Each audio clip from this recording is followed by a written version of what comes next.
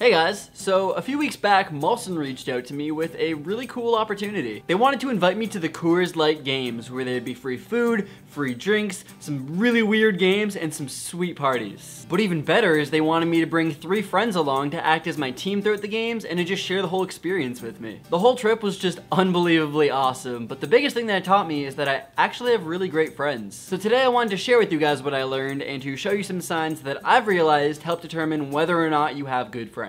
First of all, I was only confirmed to go to these games about 2 weeks before they were happening, and so my biggest fear was that all my friends were gonna be busy, and they were. But the first sign that you have good friends is that they are willing to drop everything to go on a crazy adventure. And such was the case with my team for the weekend. The first person I talked to was Chris. He's this crazy talented drummer, and his job is to actually go to parties and drum on the dance floor. And the guy actually had a gig the weekend of the Coors Light Games, but the second I mentioned it to him, he canceled it and started talking teammates. The next buddy I went to was Phil. This guy has always been an ace student, and I'm not all that great at science or anything, but from my understanding of what he does, he's curing cancer. I'm sure that's a pretty complicated process, and I mean, he's only human, so a weekend off wouldn't be the end of the world. Lastly, I had to call my buddy Nick. This guy creates energy out of thin air. For real, I've seen this guy at 4 a.m. at parties, amped up and ready to keep going. He's a student, so he actually didn't have to cancel anything for this weekend because school has yet to start, but he did drive over 2 hours from London, Ontario to Toronto,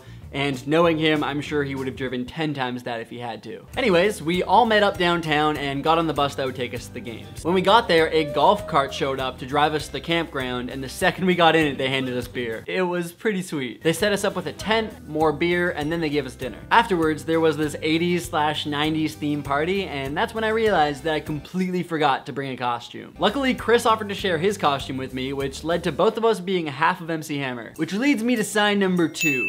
Friends will help a friend in need. The party was crazy, but we knew that day 2 was gonna be even bigger and better. We woke up, had breakfast, then put on our team uniform and got some ink. My friends and I are all pretty competitive people, so we agreed to take it slow with the beer, which was everywhere by the way, and to try and focus on winning. And right after agreeing to that, I single-handedly held our whole team back from the first event of the day, relay. The guys were cool about it though. They didn't make me feel too bad. There was a ton of other cool games, all of which I did much better in than the first one, like Zorb Croquet, Bubble Soccer, Water Luge. We crushed everything. Seriously though, we got first place in like half our events. And while nobody told us what our final rank was, I honestly think it was in the top 10. I personally haven't done like any team sports in years, but I guess when you're on the same page, you just know how to work well together. So I guess the third sign that you have good friends is that you work together well and play off each other's strengths. But with that being said, none of us are pros, and I'm certainly not at all an athlete, but honestly, a good friend will never make you feel bad for falling down or really embarrassing yourself, which seemed to happen a lot that day. More than anything, it's just about having a good time.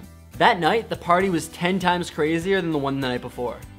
The fourth sign that you have good friends is that you have to have each other's back. For example, that night at the party, Nick had his eyes on a girl, and so being the good friends that we are, the whole team tried to go wingman him. Okay, so in hindsight, it might have come off as a little overwhelming, but our intentions were good. At the end of the weekend, we were all just completely exhausted. We sat around on the bus home in silence, just thinking about all the cool stuff we just experienced, and I think that alone is a sign you have good friends. The silence isn't awkward, nothing's awkward. These are your friends, and doing anything becomes 10 times better when they're with you. Anyways, thank you for watching the video, and thank you to Molson for inviting me to the Coors Light Games. It was a ton of fun, and I hope to go again next year. But I'm curious, do you agree with these signs, and how many of them do your friends fit? Would they drop everything to go on an adventure with you? Would they go out of their way to help you out? Do you work together well, and do you have each other's backs? And is there any awkwardness at all with you and your friends? Let me know in the comments below. Also, this is pretty different from my usual video, but if you enjoy it, let me know by giving it a thumbs up, and maybe I'll do similar stuff. And with all that being said, I'll see you guys next time. Peace.